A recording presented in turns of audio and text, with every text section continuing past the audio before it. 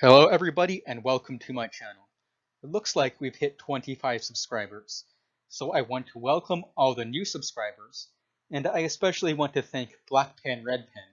A lot of your comments said you came to my channel from his, so once again, Black Pen Red Pen, thank you and welcome to all the new subscribers. In honor of having 25 subscribers, today I'm going to take a look at a question from the AMC 1012 contest from the year 2014. And of course, we will be looking at question 25. In particular, our question will be dealing with conic sections and skewed parabolas. So without further ado, let's jump right into our question. The parabola P has focus 0, 0 and contains the points 4, 3 and -4, -3.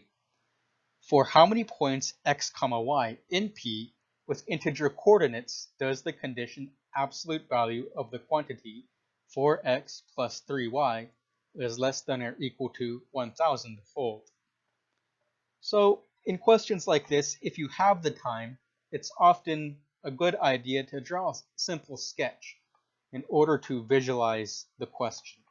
So here we have the point -4, -3. We can draw on the point 4, 3, and we can draw on the focus 0, 0. Of course, the parabola will open down and to the right because the focus has to be inside the parabola. So it will look something like this.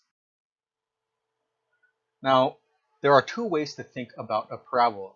The first way is to think about a parabola being the graph that is produced when we plot a quadratic function, namely ax squared plus bx plus c. However, a better way to think about it is that a parabola is the set of points that is equidistant from its focus and a line called the directrix. Indeed, in this particular problem, they even mention the focus by name. So a parabola has an axis of symmetry that is perpendicular to the directrix and also contains the focus. We will illustrate these points by looking at the graph of y equals 1/4 x squared. We want to make the claim that the length of line segment FB is equal to the length of the line segment BC.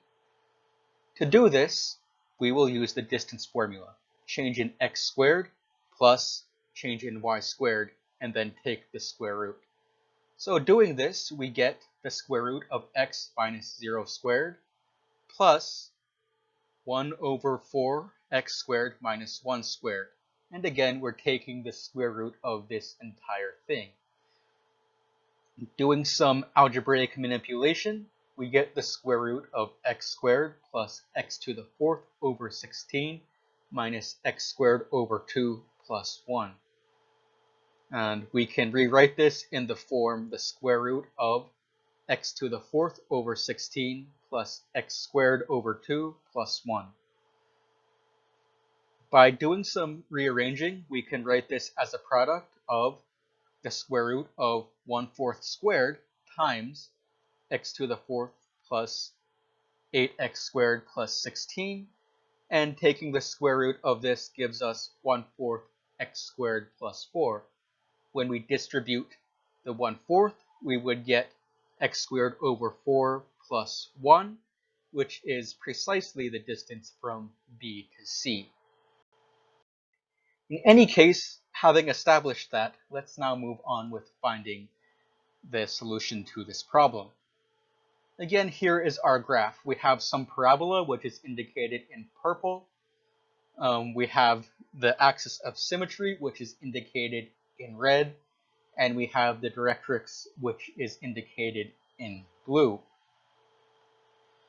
So we know that EB is the axis of symmetry and DE is the directrix. We also know that DE has to be parallel to AC and that its slope is 3/4. AD is also parallel to DE and the length of AD is equal to 5, meaning that we can place the point D at -7, 1. Using the point slope form, the equation of the line containing the line segment DE is therefore equal to y minus 1 equals 3/4 times the quantity x plus 7. So we can take our equation in point slope form and we can rewrite it.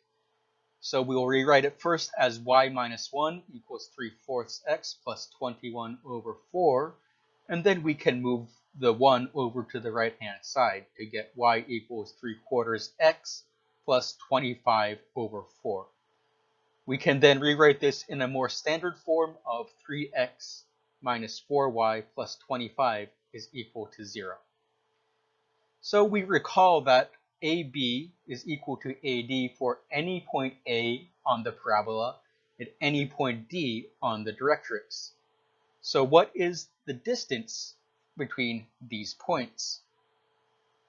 If you happen to be familiar with vectors, you'll know that it's the projection onto the normal vector divided by the magnitude of the normal vector.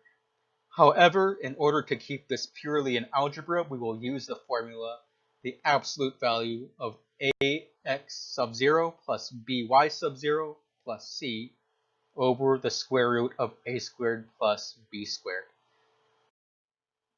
When we plug in our numbers, we will get the following. We will get the absolute value of 3x minus 4y plus 25 over the square root of 3 squared plus 4 squared, which is simply the numerator over 5. Since AD is equal to AB, we can set this equal to the square root of the sum of x squared plus y squared. Now to do a little bit of algebra. I want to eliminate the square root, especially because our problem calls for whole numbers. So I will expand out the right-hand side and the left-hand side. This will give me 9x squared minus 24xy plus 150x plus 16y squared minus 200y plus 625 is equal to 25x squared plus 25y squared. I can rewrite this in the form negative 24xy plus 150x minus 200y plus 625 is equal to 16x squared plus 24xy plus 9y squared. At this point, I should be able to see that the right-hand side is in fact a perfect square. So this equation now becomes 6x minus 8y plus 25 equals the quantity 4x plus 3y squared over 25. Having a 4x plus 3y in both the question statement and the equation for the parabola is quite convenient because it allows us to carry out a substitution. In this case, I'm going to let 4x plus 3y equal 25u. In theory, you could use 4x plus 3y equals u, or perhaps 4x plus 3y equals 5u.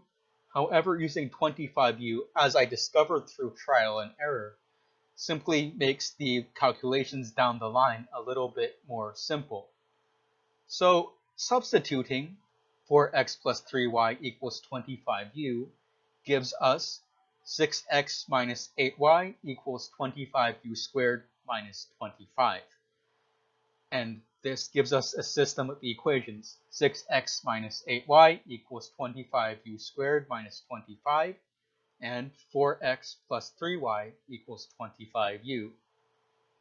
Now I'm going to multiply the top equation by 2 and the bottom equation by negative 3 so that I can eliminate x. And I will find that y is equal to negative 2u squared plus 3u plus 2. Now that I've found u, I have to go back to find x.